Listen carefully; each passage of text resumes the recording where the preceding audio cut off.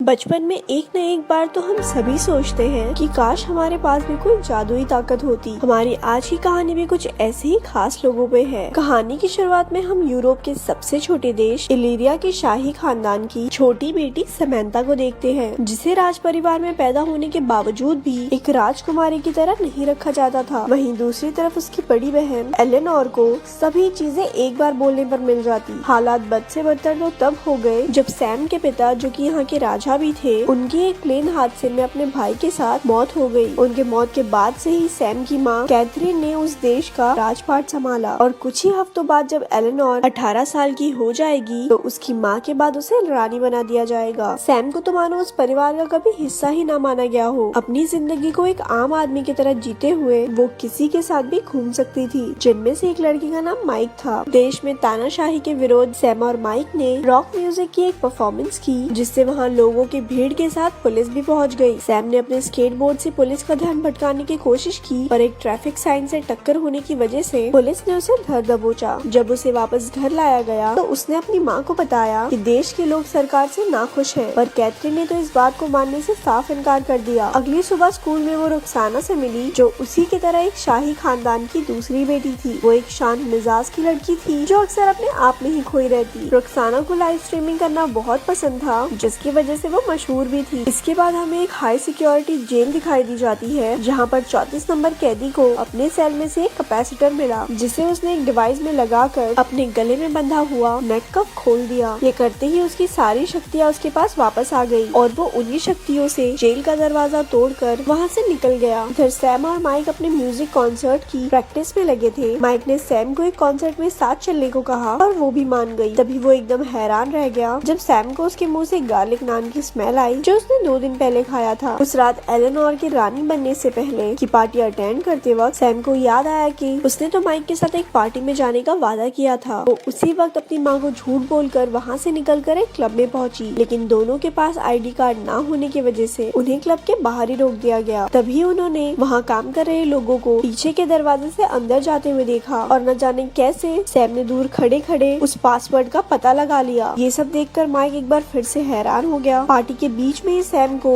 आसपास की सभी आवाजें सुनाई देने लगी, यहाँ तक कि दिल की धड़कन से लेकर एक छोटे से कीड़े की भी। उसे एकदम से बेचैनी सी हुई और उसने फायर अलार्म बजा दिया, जिसकी वजह से पार्टी बंद हो गई और दोनों को पुलिस फिर से अरेस्ट कर ले गई। कुछ समय बाद दोनों के घर वालों को बुलाकर उन्हें छोड़ दिया गया। कैथरीन ने सैम को झूठ बोलने की सजा देने के लिए उसे गर्मियों की छुट्टी में भी स्कूल भेजने का फैसला किया। इधर 34 नंबर कैदी अपने पार्टनर को फोन करके उसके सेव वाले आइडिया की तारीफ करते हुए उसे बताता है कैथरीन ने ही उसे जेल में डाला था। वो अपने अगले कदम के इंतजार में था और साथ ही उसकी नजर सैम पर भी थी। अगले दिन स्कूल में उसे जनवरी नाम की एक लड़की मिली, जिसने बताया कि उसके पिता और सैम के अंकल दोस्त थे। क्लास में मैथ्यू और टूमा और रुखसाना भी बैठे हुए थे। कुछ देर बाद प्रोफेसर जेम्स ने उन्हें बताया कि शाही खानदान के दूसरे बच्चे होने की वजह से उन सभी में बचपन से ही एक अनोखी शक्ति मौजूद है, जिसका उन्हें अभी तक अंदाजा भी नहीं। और इस बार गर्मियों की छुट्टी के दौरान उन्हें सीक्रेट सोसाइटी के लिए तैयार किया जाएगा। अपनी माँ कैथरीन को इस सीक्रेट सोसाइटी प्रोग्राम के हेड के रूप में देखकर सैम हैरान हो गई। कैथरीन ने सभी को बताया ये सीक्रेट सोसाइटी राजा या रानी पर आने वाले सभी खतरों से लड़ने के लिए बनाई गई थी, लेकिन अगर उनमें से कोई भी इसका टेस्ट पास नहीं कर पाता तो उसकी याददाश्त मिटा दी जाएगी, ताकि उन्हें अपनी शक्तियों के बारे में याद ही ना रहे। उनकी पहली ट्रेनिंग में उन्हें एक पिरामिड तक पहुँचना था, जबकि पूरे कमरे में लेजर हथियार थे। जैसे ही टूमा आगे बढ़ा, एक तरफ से उस पर हमला हो गया। धीरे धीरे सभी आगे बढ़ने लगे और अपनी शक्तियों के बारे में जानने लगे। रुखसाना के पास गायब होने की शक्ति थी। टूमा अपनी शक्तियों से लोगों को काबू कर सकता था और इधर दूसरी तरफ सैम को बारीक से बारीक चीजें दिखाई और सुनाई देती थी, जिस वजह से वो बाकी सबके मुकाबले टेस्ट को बहुत तेजी से पार कर रही थी। पर सभी स्टूडेंट अपने पहले टेस्ट में फेल हो गए। इसके बाद जनवरी को पता चला कि उसके पास दूसरों को बस छूकर कुछ देर के लिए उनकी शक्तियाँ चुराने की ताकत थी और मैथ्यू हीरो को अपने वश में कर सकता था। अगले दिन सभी को उनकी शक्तियों के हिसाब से उस पर काबू पाने के लिए एक्सरसाइजेस दी गई। सैम को एक स्पीकर से भरे कमरे में ले जाकर आवाजों को ध्यान से सुनने को कहा गया। टूमा को एक चार्ली नाम के कुत्ते को अपने काबू में लाने का टास्क दिया गया। मैथ्यू को कीड़ों को पूरी तरह अपने वश में लाने का काम मिला। उधर रुखसाना को बर्फ और बारिश में अपनी शक्तियों का इस्तेमाल करना सीखना होगा। जनवरी को अपनी शक्तियों के दम पर एना की उसके पानी के नीचे सांस लेने की क्षमता सीखनी थी।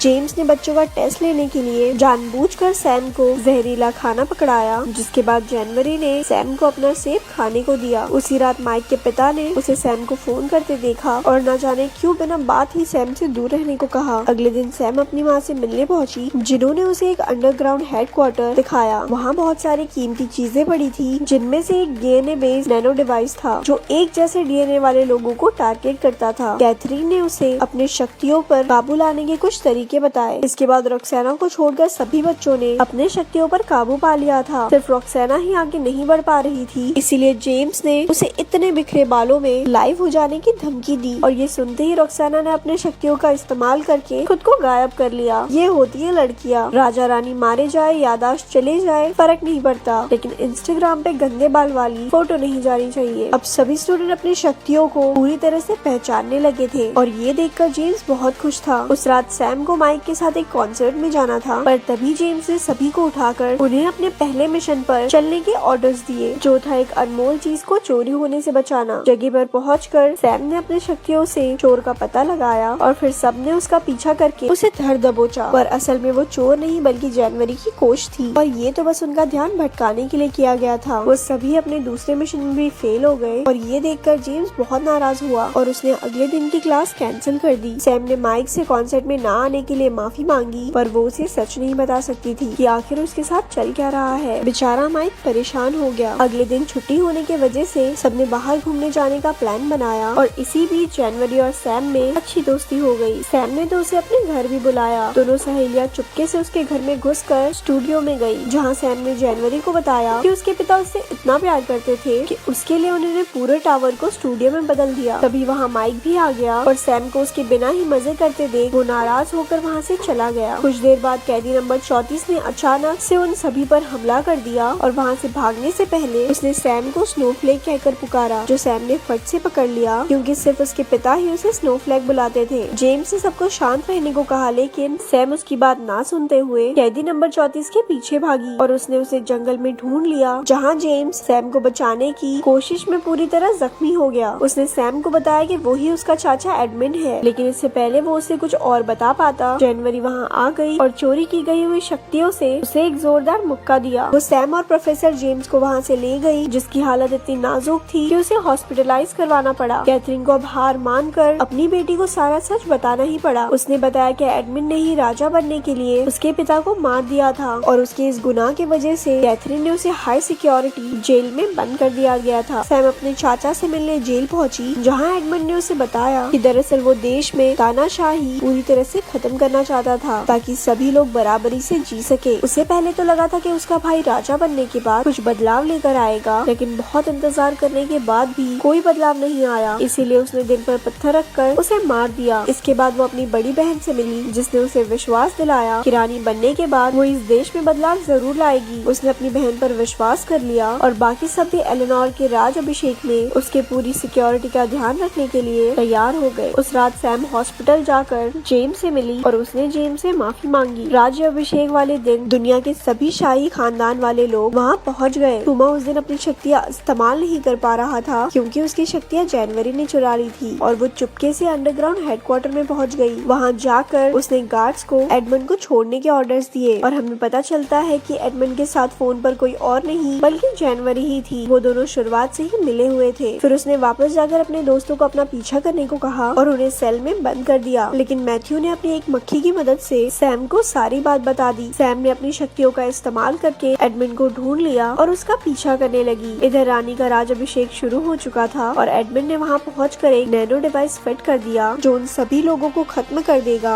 जिनमें भी शाही खानदान का खून है। सैम को पता चल चुका था कि जनवरी उसके पीछे आ रही है। वो भागकर माइक के घर गई और उससे मदद मांगी। पहले तो माइक ने मना कर दिया, लेकिन जब सैम ने उसे अपना सीक्रेट बताया तो वो मान गया। दोनों ने फिर साथ में पहले जनवरी को पकड़ा, जिसने मान लिया कि वो एडमंड का साथ इसलिए दे रही है ताकि वो राज कर सके। इसके बाद उन्होंने बाकी सबको छुड़ाकर एक साथ एडमंड के खिलाफ लड़ने का प्लान बनाया। एडमंड का मानना था कि शाही खानदान के खत्म होने के बाद ही लोगों को असली आजादी मिलेगी। सैम, टूना और रक्सोना उसका ध्यान भटकाकर उसे एक कमरे में ले आए, जहाँ पहले से ही एक डिवाइस फिट था, जिससे एडमंड की शक्तियाँ कमजोर पड़ गई। माइक ने तब तक नैनो डिवाइस को रीप्रोग्राम कर दिया, जिससे एडमंड उसके अंदर ही फंस गया। दूसरी तरफ राज अभिषेक बिना किसी परेशानी के पूरा हो गया और अब एलेनोर ही देश की रानी है। सैम, रक्सोना, टूमा और मैथ्यू सीक्रेट सीक्रेट सोसाइटी में एक्सेप्ट कर लिया गया। प्रोफेसर जेम्स के ठीक हो जाने के बाद कैथरीन ने नई रानी को सीक्रेट सोसाइटी के बारे में बताया। रानी ने वादा किया कि इलीरा के लोगों को तानाशाही के साथ साथ एक सरकार बनाने का मौका भी दिया जाएगा ताकि सभी लोग पूरी आजादी से जी सके। अचानक सभी को खबर दी गई कि जनवरी जेल से भाग गई है और अब उन सबको मिलकर उसे पकड़ना होगा और यहाँ पर ये मूवी खत्म हो जाती है।